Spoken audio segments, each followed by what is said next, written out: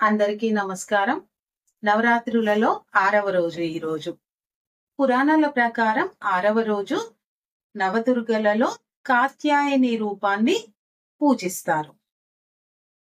మహిషాసురుడు అనే రాక్షసుడిని కాత్యాయని మాత వధించారు. కాత్యాయని మాత వధించారు కాబట్టి మహిషాసుర మర్ధిని అని పిలుస్తారు.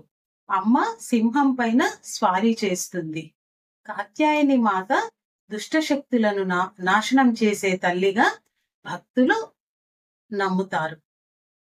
వామన పురాణం ప్రకారం బ్రహ్మ విష్ణు మహేశ్వరులను మహిషాసురుడు అనే రాక్షసుడు విసిగిస్తుంటాడు, ముప్పు తిప్పలు పెడుతుంటాడు. విసిగి చెంది త్రిమూర్తులు విసిగి చెంది కాత్యాయన మహర్షి ఆశ్రమానికి వెళ్తారు.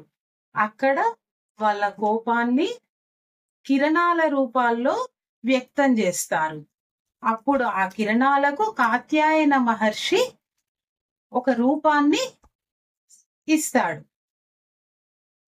అప్పుడు ఆ రూపం కాత్యాయని మాత.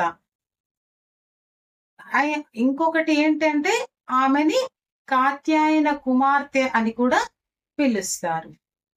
మరో కథనం ప్రకారం కాత్యాయన మహర్షికి సంతానం ఉండదు.